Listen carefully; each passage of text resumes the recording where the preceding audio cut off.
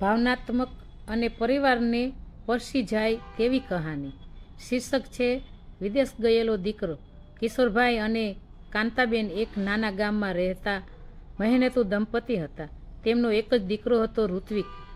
ગરીબી હોવા છતાં તેમને પોતાની દરેક ખુશીનો ત્યાગ કરીને ઋત્વિકને ભણાવ્યો.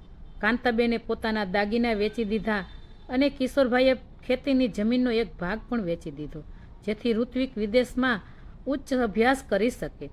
વર્ષોની મહેનત પછી ઋત્વિક અમેરિકા સ્થાયી થયો. સારી નોકરી મળી અને ત્યાં જ તેને પાયલ નામની યુવતી સાથે લગ્ન કર્યા.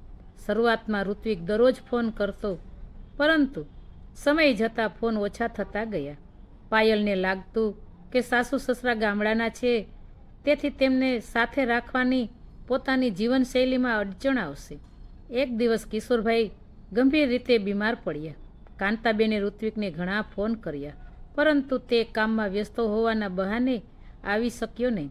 પાયલને પણ લાગ્યું કે અહીં આવવાથી શું ફાયદો, હોસ્પિટલમાં તો ડૉક્ટર જ છે. આ શબ્દો સાંભળીને કાંતાબેનનું હૃદય તૂટી ગયું. થોડા મહિનાઓ પછી કિશોરભાઈનું અવસાન થયું.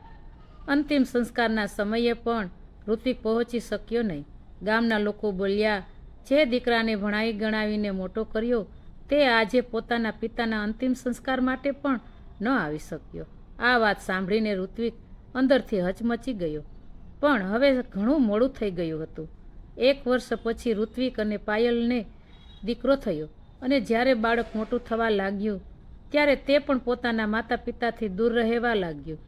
ઋત્વિકને સમજાયું કે તે જે વર્તન તેને પોતાના માતા પિતા સાથે કર્યું હતું, તે આજે જીવન તેને એ જ પાઠ શીખવી રહ્યું છે. ઋત્વિક તરત જ ભારત આવ્યો અને તે પોતાના માતા કાંતાબાના પગે પડીને રડવા લાગ્યો. માં, મને માફ કરી દો. તમે અને પપ્પાએ મારા માટે બધું જ આપ્યું અને મેં તમને એકલા છોડી દીધા. કાંતાબેનને આંખોમાં આંસુ સાથે કહ્યું કે દીકરા, મા બાપનો પ્રેમ ક્યારેય ઓછો થતો નથી, પરંતુ જીવન જીવતા હોય ત્યારે તેમની કદર કરવી એ સાચી સેવા છે.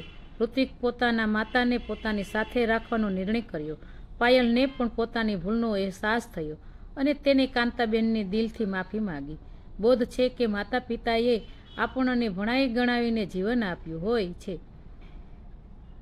તો સફળતા પછી તેને ભૂલી જવું નહીં. પૈસા કરતાં માતા પિતાનો પ્રેમ અને આશીર્વાદ જીવનની સૌથી મોટી સંપત્તિ છે.